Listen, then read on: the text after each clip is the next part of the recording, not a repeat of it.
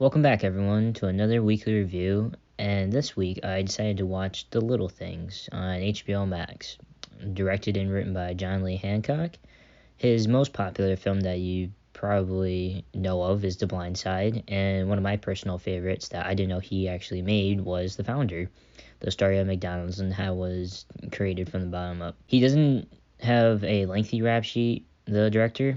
He has some experience. It's just that his films can be hit or misses sometimes. Others you just don't know about. We got a strong lead cast for this movie with Denzel Washington at the helm and Rami Malek being his partner through the investigation. Rami being the good cop and Denzel being the bad cop when the situation requires it. And then you got Jared Leto as well playing the lead suspect of the murders, basically the creepy guy, the prime suspect. The story can be boring if you're not paying attention. Other than that, it's like most neo-noir detective films. We got a guy who was a former something with a dark past who's trying to get retribution by solving the case that haunts him with help from his cool, young, straight-edge, egotistical partner. Like I said, it's like other modern mystery slash thriller films, except the ending had one too many twists, leaving the audience and me kind of confused on more than one thing. And plus, I watched it more than once, so that just still like proves that I'm still kind of confused on more than one thing. I don't know if I'll watch it again, but if I do, I'll probably notice some more things. But I think just based off that, I think you're just supposed to infer or imagine what happened at the end. I don't know if it really works in the situation, but I don't know. So I think we should talk about the actor's performance first and the characters overall in the film. First off, we gotta start out with the lead in the movie. Of course, is Denzel. He's playing Joe Deacon. Deke. I'm gonna be honest with you. I haven't seen many Denzel Washington movies, but based on what I have seen, he's not really. I'm talking about this movie, not his other films, but I didn't see anything different acting wise from him. Like he wasn't really adapting to the situation as much from many of his other roles that I guess he was into. Don't get me wrong, I think he's a great actor. It's just that I was looking for something different, but that's not really his fault with the material he was given. I think he tried to give it his all. The character he played didn't seem all that three-dimensional. It was like he was only stern slash serious, depressed looking, or rarely actually happy. Probably because he's not thinking about his past at the time, since that's like a real letdown on him almost the entire movie. It seemed like the case too had to been solved by Joe, because whenever he tried to get away, he would be dragged back until he finally like gives in towards the end. Well, not towards the end, towards the middle, and he just like uses his vacation days to finally solve it, because I guess it was just eating at him too long, and plus like the evidence just kept getting built and the story just kept continuing without him. And I think he wanted to keep it going, and it wanted to keep him in it. I was curious on how they were going to show his method of deduction, since you can't have the audience like guessing the entire time. You gotta give them some information. It's mostly straightforward with practical objects and visually by what he's doing for his system of deduction. You just see what you see on the screen, and then you guess what you see at first. Then they explain how it's important, why it is important. I didn't get confused on the info when I couldn't tell what Joe, Denzel's character, was thinking of sometimes. It was very hard to tell. So I guess they could have made that more obvious. One thing I don't like about him was he did a pretty like rookie move that I thought was straight up just stupid. I don't think he should have done that at all. I don't know why they made him do that, but I guess it was just part of the story. Yeah, I don't think they should have done that to him, because for such a stupid move, everyone like praises the man and they know of him. He basically gets praised for all his detective skills. He's widely known by everyone. Next, I want to talk about Rami Malek's character, the lead investigator, Jimmy. He's the new hotshot on the force who's leading the investigation and not doing so well. Until Joe comes around, of course, though. He starts making headway on the investigation as more bodies are discovered. Again, I'm having a kind of like deja vu as I was watching Rami Malek act out as his character. He kind of acted like Mr. Robot, if you've ever seen that show. But he would genuinely like surprise me because he was like a straightforward, thoughtful guy. You could definitely tell just by his actions. Just these random outbursts or like just unusual decision makings that he does. The weird actions that he does that they just threw me off because I don't know if they were intentional or not to like mess with the audience, but it was just not ordinary. It wasn't right. Especially for the character he was going, they're really family man. Jared Leto's character is the main suspect in the investigation, named Sparma, who has a record already, and he recently sold a car, making the cops suspicious of him since they're looking for someone that has like 2 vehicles. He has a good grasp of things in the crime world. He knows a lot of that knowledge, and mixed with his cocky cunniness that he has, he actually presents a problem to the investigators. This wasn't going to be a simple find him with the evidence. This guy knew what he was doing. The question is, was he a memorable character though?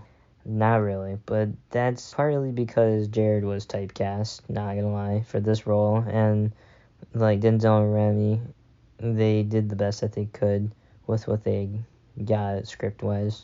So they really tried to give it their all, I guess. Knew what they knew. So I would have liked to seen Jared Leto's character do some more tension driven scenes since he kind of shined in those. Especially the scene when they're interrogating him. I thought that was actually a pretty good scene. I would like to see more of that. That's why I was excited for those scenes when they're questioning someone in the room while Rami Malek's character was inside the room and Denzel's was outside the room. There is also some other familiar faces that appeared in other small parts, like Chris Bauer, who played Sal.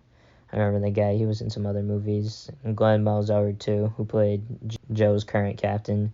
He plays like a lot of authority figures. I've noticed that was kind of something common with him. Michelle Hyatt, I think, as Flo Dunnigan. She was the lead coroner who has a past with Joe. She's seen a lot more on screen. She has more screen time, but that's probably because of the big impact she has on Joe's life with the history that they have. So I liked her play in there as well. Kind of gave some light to Joe. The chemistry between Joe and Jim is a pretty likable one, but as I watched, I couldn't help but think of another chemistry like that from a film, and that film was Seven. I say this because throughout I noticed that Joe and Jim's relationship develops throughout, and they grow closer together until one tries to do what's best for the other. In part to this, I won't talk about the ending with a whole lot of detail. Let's just say it made it sort of underwhelming due to how much of it reminded me of Seven. I feel like this could have also been released in the summer. This feels like it belongs in the dead period of summer where there's nothing like really to do. It's really hot out. I guess like also movies in the box office have like a dead period too where all their blockbusters come out and then there's like nothing coming out for a while. I think this movie kind of been perfect around that area. Just you get like a somewhat interesting story, and it could have done well in the box office, and also be on HBO Max too. That would have been probably a plus. So I don't think they would have necessarily lost money, but I think they would have got more out of the theaters if it was allowed. The movie also has some lackluster jump scares that kind of rely too much on the loudness. So I kind of want instead some scary visuals that probably would have made the loudness actually not bearable, but more pliable, because jump scares are good and all, but I think you want more lasting fear out of this situation. So maybe you should just focus more on the tension, since it seemed like they were doing pretty well with that. I also noticed something that you could say was a key visual, or maybe just plain irony, but you could tell who's of like importance, or like they're going to use as a key transition to like the next part of this like investigation coming up in the film. They're usually on the police HQ lobby bench waiting to be seen. They would show them. It wouldn't be a long shot, but like it'd be like a quick shot of someone sitting on the bench and they'd be coming up in the investigation to help or give information. I'm glad they didn't set the story as one night, but instead maybe with the daytime scenes that served important story and visual wise. I thought those were pretty useful.